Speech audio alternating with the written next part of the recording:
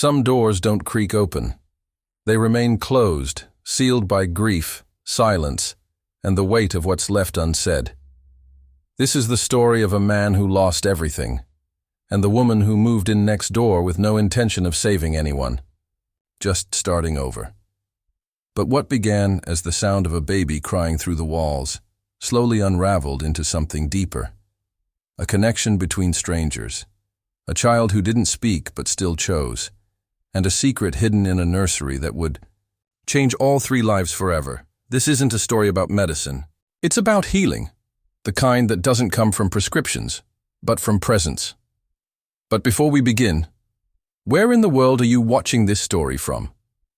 Drop your city or country in the comments. We'd love to know. Now, let's begin. Dr. Emily Adams arrived in London on a grey Tuesday morning. Her hands gripped the steering wheel longer than necessary after parking, staring at the modest row of townhouses in front of her. The one she would now call home stood quietly, nestled, between ivy-covered walls and a weeping willow that brushed the windows when the wind picked up. It was nothing like the life she left behind, and that was the point. She didn't bring much. A few suitcases, her medical books, a single photo, frame still wrapped in a sweater. The silence of her new home greeted her like an old friend. For someone whose life had been a storm, a crumbling marriage, courtrooms, long hospital shifts that blurred into nights spent alone, stillness was a strange form of luxury. She unpacked slowly, savoring the absence of tension. But it wasn't long before she noticed it. The crying. It came from the house next door, soft at first, like the distant wail of a cat caught in the rain. But soon it grew louder, more persistent, the sound of a baby's distress, unrelenting and raw. At first, she tried to ignore it. Maybe the child had colic. Maybe the parent was doing everything right and just needed space. She had promised herself not to get involved. But the crying didn't stop. Day after day, usually in the early evening, just as she was trying to read or wind down, it returned. It wasn't just noise. It was pain. Real, aching pain from a voice too small to explain itself. Emily found herself pausing mid-sentence, mid-thought, just to listen. Eventually, she started leaving her windows open, just enough to hear more clearly. Her medical instinct battled her boundaries. This wasn't her patient. It wasn't her business, but she couldn't let it go. The house next door was quiet otherwise, the blinds always closed. No visitors, no deliveries. A black SUV occasionally pulled into the driveway, but its driver rarely lingered outside. It was clear that someone lived there, someone who didn't want to be seen. Then came the night when everything changed. It had been raining, one of those London evenings where the streetlights reflect off wet cobblestones, and time seems to slow. Emily had just settled into bed when the crying started again. But this time, something was different. It wasn't the usual weary wail. It was frantic, desperate. Something was wrong. She got up, hesitated for a moment, then walked to her front door. As she opened it, the wind carried the sound directly to her, sharper, closer. Her medical instincts surged, drowning out any sense of hesitation. She crossed the narrow path separating the two townhouses and knocked. There was no response. She knocked again, firmer. Just as she was about to leave, the door creaked open, not fully, just enough to reveal a pair of tired, suspicious eyes. Man behind the door looked like someone who hadn't slept in days.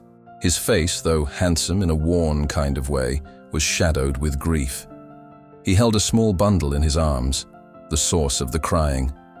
The baby was flushed, her tiny hands clenched, her eyes puffy from exhaustion. Emily didn't introduce herself. She didn't ask questions. She just looked at the child, and he seemed to understand. He didn't open the door further. He didn't invite her in. He closed it. She stood there for a while, stunned not by the rejection, but by the weight of it. There was something more behind that closed door, something not just broken, but buried. She returned home with a heart, heavier than when she arrived. That night, she couldn't sleep. The crying eventually stopped, but the silence it left behind felt worse. The next morning, she left a note in his mailbox. No assumptions, no judgment, just an offer. If you ever need a doctor or a neighbor, I'm next door. She signed. It's simply, Emily. For the next 2 days, nothing happened. The blinds stayed shut. The SUV remained in the driveway. And the crying didn't return until it did. Only this time, it didn't last long. It stopped abruptly, followed by another knock at her door. Not hers this time, but his. It came just after midnight. That moment, standing on opposite sides of the threshold, was when Emily Adams first realized this was more than a sick child, more than a neighbor in distress. She was stepping into something fragile, something unfinished. And once she stepped in, there would be no stepping back. He stood on her porch like someone who had rehearsed being alone for too long, a man out of place in his own story. His clothes, though expensive, were disheveled. His breath came in short, nervous bursts. But what caught Emily's eye wasn't his appearance. It was the baby pressed tightly against his chest. She was burning with fever. Ethan didn't say much. He didn't need to. His eyes did the speaking, filled with hesitation, fear, and something deeper that he probably hadn't admitted even to himself, helplessness. Emily stepped aside, quietly letting him in. Her home was still half unpacked, scattered with books and boxes, but it radiated warmth, the opposite of the place he'd come from. She cleared space on the couch and gestured for him to sit. He didn't. Instead, he remained standing, rocking the child in a slow, uncertain rhythm. It was clear he hadn't planned to stay long. Just enough to get help, then retreat. She took Lily gently, her hands practiced but tender. The baby's skin was hot and damp. Her cries were weak now, broken up by shallow gasps. Emily moved quickly, thermometer, hydration, a careful assessment. Nothing that would alarm a seasoned pediatrician, but enough to confirm what she suspected. This baby hadn't been properly cared for in days, not out of neglect, but isolation. Ethan hovered close but didn't interfere. He watched as Emily spoke to the child in soft tones, her voice even and calming. Lily's fists unclenched slowly. Her breathing steadied. She stopped crying. Thus, change was almost immediate. A moment of peace, fragile but real. And that's when Ethan's walls began to shift. Not collapse, not crumble, but shift, just slightly. He lowered himself onto the edge of the armchair, not quite trusting the space, but unwilling to leave it either. Emily didn't press him for answers. She knew too well how questions could feel like invasions. Instead, she focused on Lily, caring, soothing, holding her with the quiet confidence of someone who had spent her life mending what others couldn't see. When the fever broke, she handed Lily back, wrapped in a warm blanket and already dozing. Ethan took her with awkward arms, as though holding something too sacred, too breakable. He whispered a thank you, barely audible, more breath than voice, then stood to leave. But before he reached the door, Emily handed him a small care kit, medication, instructions, and her contact written in neat handwriting on a folded card. She told him what to expect, what to look out for, what not to fear. He nodded once and left without another word. That night, Emily sat in silence. She didn't regret helping. She just wondered how someone like that, someone with money, with resources, could look so lost. But she already knew the answer. Grief. It didn't matter how much you had. When you lost someone, especially someone you loved, you lost parts of yourself too. and sometimes what was left wasn't enough to keep going, not without help. Over the next few days, something shifted between the two houses. Lily's cries became less frequent. Sometimes Emily would catch glimpses of her at the window, small and curious. Ethan remained mostly invisible. But the silence between them was different now, no longer distant, but waiting. Then one morning, a knock came again. Not panicked this time, just uncertain. Ethan stood there, asking without asking. Emily welcomed him in. Lily had a new rash, minor but concerning. As Emily examined her, she noticed the way Ethan watched her, not with suspicion, but with a strange kind of relief, as if someone else was finally carrying some of the weight he'd been dragging alone. They settled into a rhythm. Every few days he'd knock, sometimes with a question, sometimes just needing reassurance. Emily never stayed too long. She never crossed boundaries. But she noticed the way Lily began to respond, reaching for her, smiling, cooing softly. Things Ethan admitted had never happened before. The baby, once restless and sickly, was beginning to trust someone. And that someone wasn't her father. Not yet. It was Emily. Late one evening, after another visit, Emily returned home and stood by her window, staring at the house next door. The lights were on. Shadows moved across the upstairs. Walls. For the first time since moving in, the place didn't seem haunted. It seemed inhabited. She realized something profound. It wasn't just Lily who was healing. It was Ethan, too. And perhaps, in ways she hadn't fully admitted, it was Emily herself.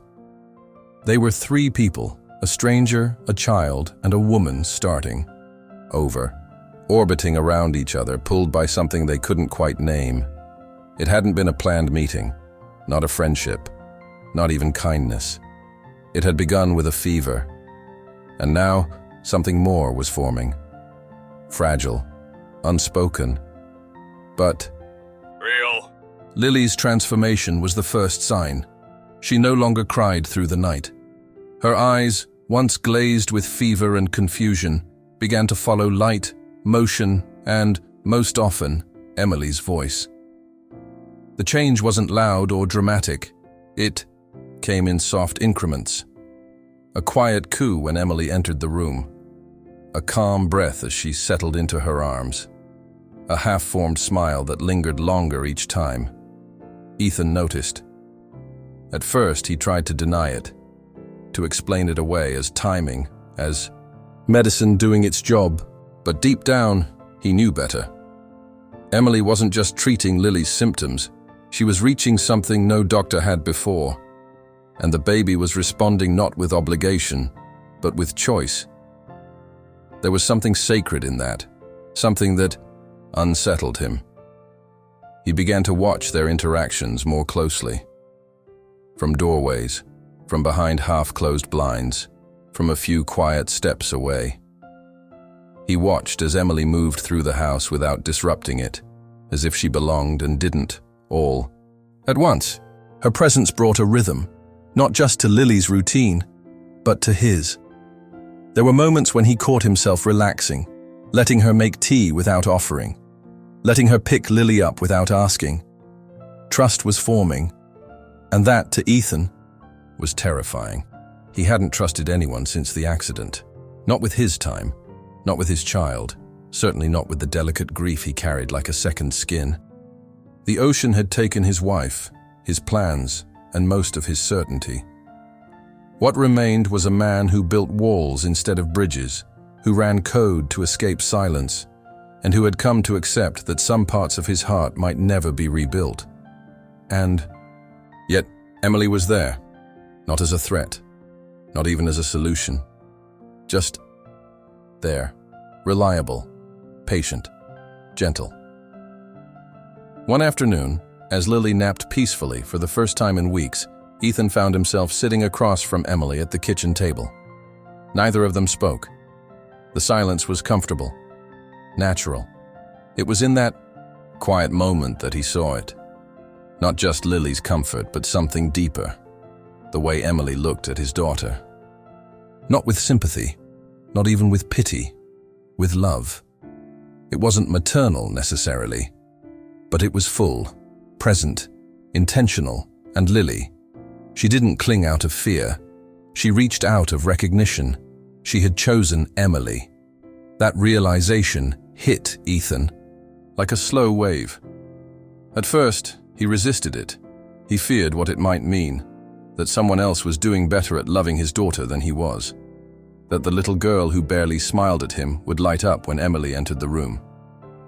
He worried that he was being replaced, but as the days passed, those thoughts shifted, replaced not by logic, but by gratitude. Because Emily didn't ask for anything. She didn't linger longer than necessary. She never pried into his past. She never pushed. She gave and gave. And when he didn't respond, she didn't withdraw. She just kept showing up. One morning, after a particularly rough night where Lily had cried inconsolably until Emily came over and lulled her to sleep, Ethan found himself at his computer, unable to work. His mind wandered to the way Emily had stroked Lily's back, whispering soft reassurances. The way the baby had clung to her shirt, burying her face like she'd found shelter. It wasn't just medical care. It was connection. That night, Emily stayed longer than usual. Not because Lily was sick, but because they all felt the need for it. Ethan offered her a cup of tea. She accepted. They talked. Not about big things, just small ones. Her medical training, his work in AI startups, the way London always smelled, like rain in October, the way babies somehow knew who was safe. Emily never asked about his wife. But when Lily stirred in her sleep and Ethan stood to check on her, he paused, just briefly, and said her name. Claire. The word landed heavy in the room, but not unwelcome. Emily didn't respond with sympathy. She simply nodded, acknowledging the ghost that still lingered in the hallways of his home. The silence that followed wasn't awkward. It was shared. Later that week, Emily brought over a small blanket, hand-stitched, soft, with little golden stars. A gift for Lily. Ethan accepted it with a nod and a quiet, "Thank you." That night, Lily slept wrapped in it, peaceful and warm. And for the first time, Ethan dreamed of something other than the past. He dreamed of a moment in the future, not fully formed, but possible, where the house next door wasn't just where the pediatrician lived. It was part of something whole, something healing. He didn't know yet how to name what was happening, but it was happening, and it had all started with a child who had chosen a stranger and changed them both. The days grew shorter, the sky more often gray than blue. In the gentle rhythm they had fallen into, Ethan, Emily, and Lily seemed to move as a fragile unit, not defined by labels, but by care. The girl who had once only wailed, now giggled, freely in Emily's arms. The man who had locked every door in his heart was beginning to open windows, slowly, quietly. Emily never asked questions about the past. She knew how trauma clung to people, how it often refused to be voiced. She had seen it in her patients, in the waiting rooms of hospitals, in the trembling hands of parents who carried more than just their children's weight. Ethan was no different. He moved with the caution of someone who had loved deeply and lost completely. But something was shifting. Their conversations began to stretch past the polite. He would linger in the kitchen while she warmed bottles. He'd offer small reflections about Lily's quirks or share memories of her first days, memories tinted more with confusion than joy. He confessed once that he hadn't been prepared, that nothing, not even wealth or intellect, had readied him for fatherhood alone. Emily understood more than he realized. And then the moment came. It was a Saturday afternoon. Emily had come by to check Lily's lingering cough. Ethan was upstairs on a call, and Lily, now drowsy after her bottle, had drifted to sleep in the nursery. Emily busied herself picking up scattered toys, humming softly. The house, once stark and silent, now held signs of life. Warmth in the form of crayon drawings on the fridge, stuffed animals on the floor, and a faint scent of lavender from the diffuser she'd brought last week. In the nursery, the baby monitor screen flickered. She wasn't watching it, not really. But when it glitched and came back on, a thumbnail image popped up in the corner. A small folder, labeled simply, Claire. She hesitated. She hadn't seen anything like it before. She hadn't meant to touch it. But the screen was sensitive, and her fingers, damp from wiping a pacifier, brushed the display. The video opened. For a moment, she thought it was just another old recording, a lullaby perhaps. But then the image sharpened. A woman sat in the nursery chair, eyes rimmed with exhaustion, hair pulled into a loose bun. Her smile was soft, nervous. The woman was beautiful, not in a polished way, but in the way new mothers sometimes are. Glowing from love and lack of sleep. Claire. Emily froze. The woman on screen glanced at the lens as if unsure it was working. Then she began to speak. Her voice was clear but trembling, as if she'd recorded it in the middle of the night, or in the middle of something heavier. She spoke of motherhood, of uncertainty, of making decisions out of love and fear. She spoke of Ethan, how much he wanted a child, how long they had tried, how his heart had been broken when they couldn't conceive. Then she paused. The silence in the recording was deafening. And then came the truth.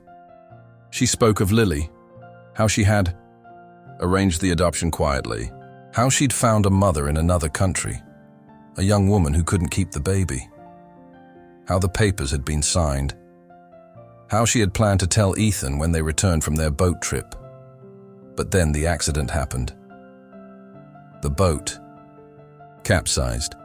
She survived just long enough to be pulled from the wreckage and never spoke again. The screen flickered. The video ended. Emily didn't move. Her breath felt caught in her ribs. She hadn't meant to see it, but now she couldn't unsee it. Lily, this baby Ethan had poured his grief into, had clung to as his only remaining link to Claire, wasn't his by blood. And he didn't know. Her thoughts spun. She wanted to delete it, forget it, pretend it hadn't happened. But that wasn't who she was. She had taken an oath. As a doctor. As a person. She closed the screen and waited in silence.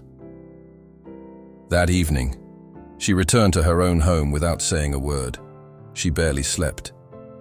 Every time she closed her eyes, she saw Claire's trembling smile, heard the weight in her voice, and imagined the shattering of Ethan's world all over again.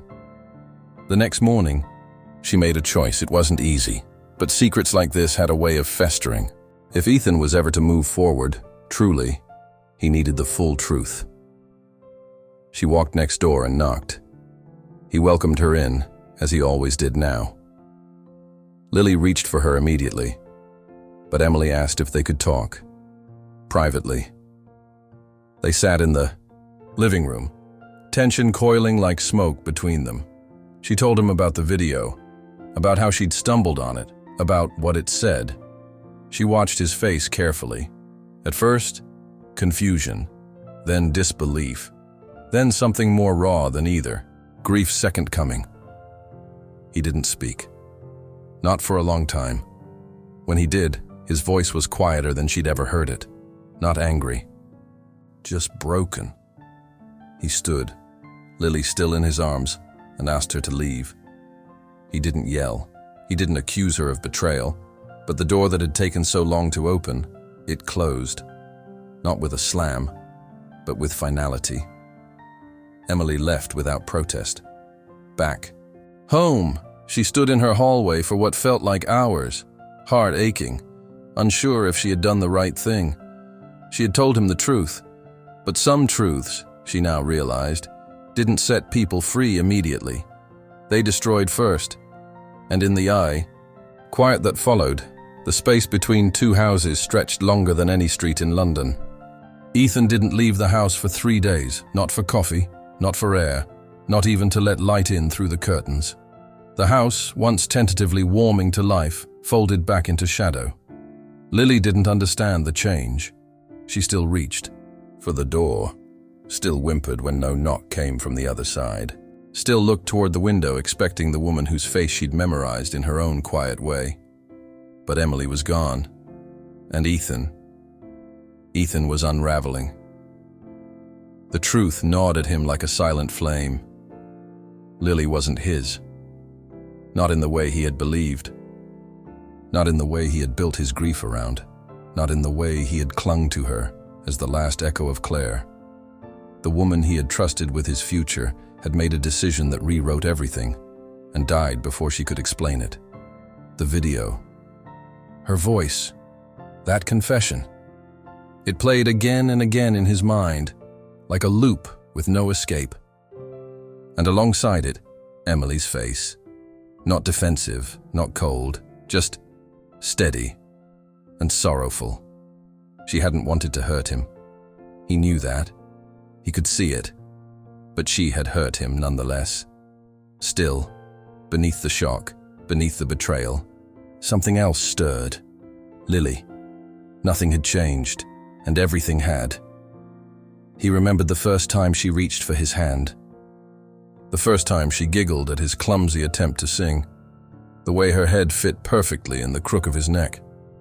She had never looked like him. He had always known that. But he had never cared. Not until someone told him it mattered. On the 4th day, he opened the blinds. Not all the way. Just enough to let the sun touch the floor. Enough to remember what color looked like. He began moving again. Not with purpose, but with need.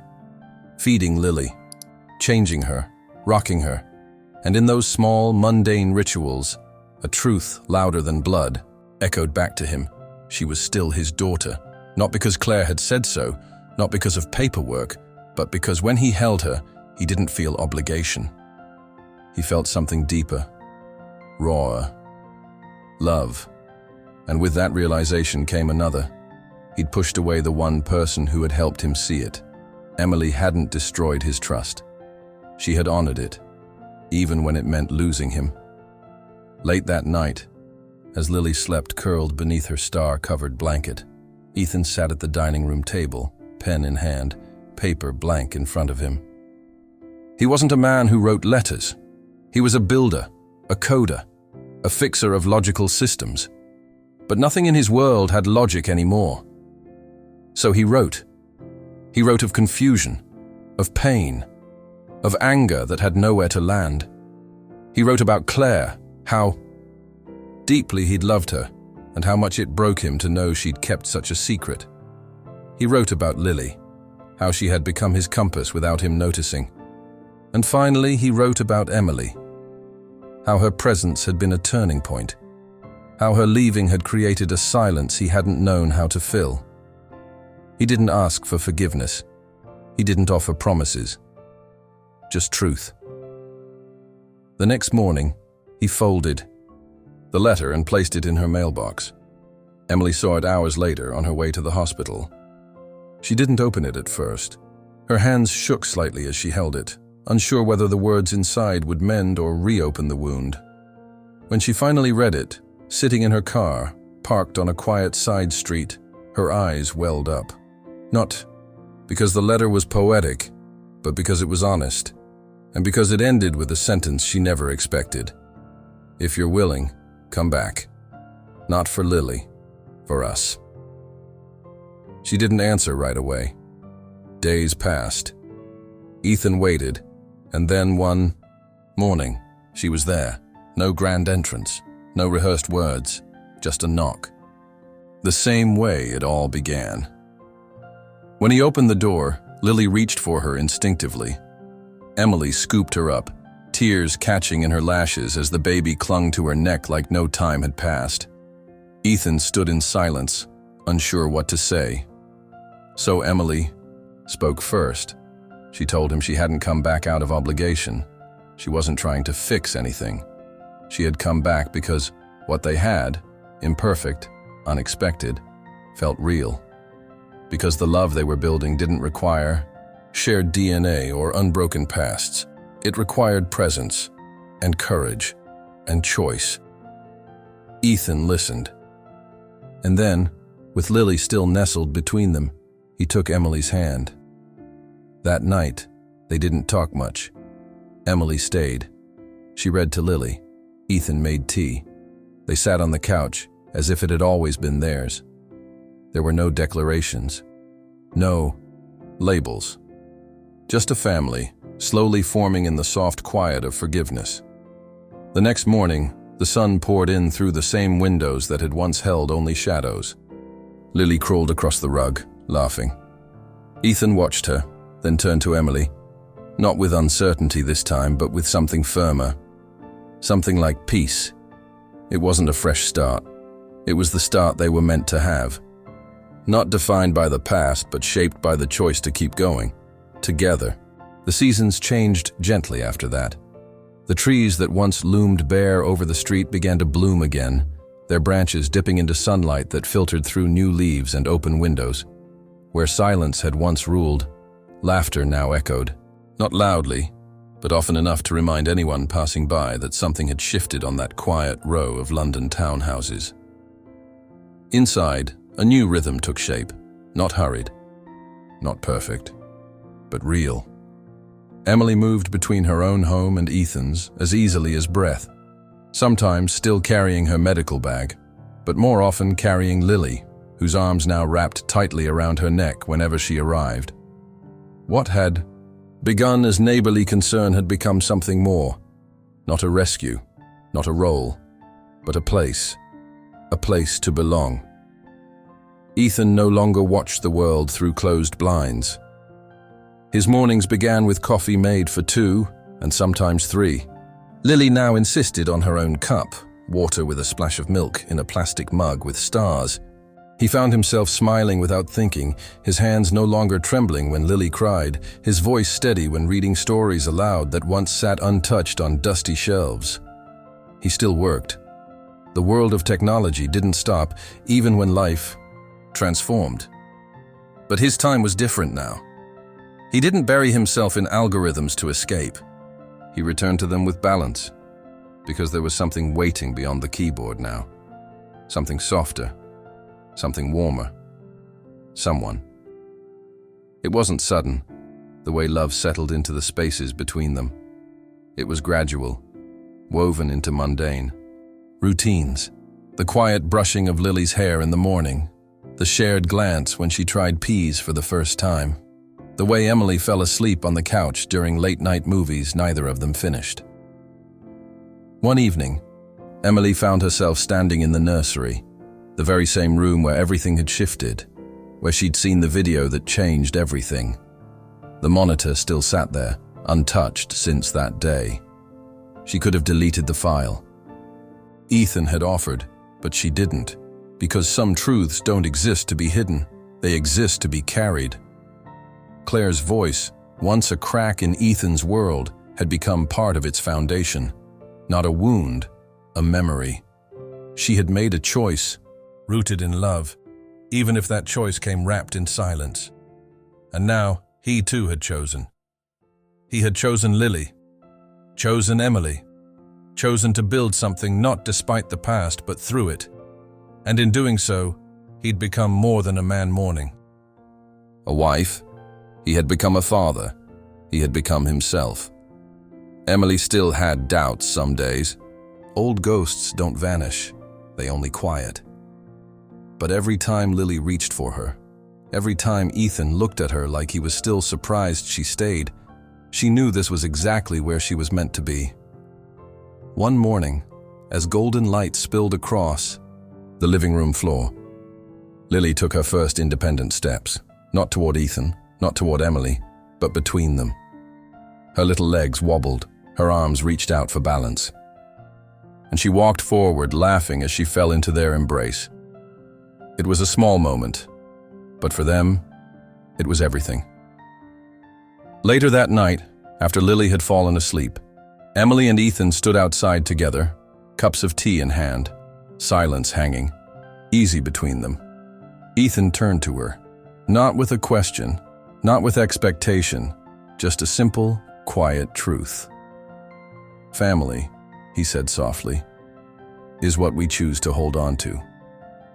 Emily smiled and held his hand. In time, the townhouses were no longer just neighboring addresses. They were chapters in a shared story. One built not by perfection, but by showing up after the storm. A pediatrician healing from her own heartbreak. A man learning to love again. A child reminding them both what it meant to begin. Not everything had been planned. Not every answer had come easy. But love had returned, and it had stayed. Thank you for spending this quiet, powerful journey with us. If this story made you feel something, maybe a flicker of hope, maybe a reminder of what love can rebuild, consider subscribing. Here we share stories that don't shout, but stay. That echo long after they end. And now we'd love to hear from you. What moment in this story touched you the most? Scroll down and share it with us in the comments. Your thoughts mean more than you know. Until next time, take care of what matters and take care of each other.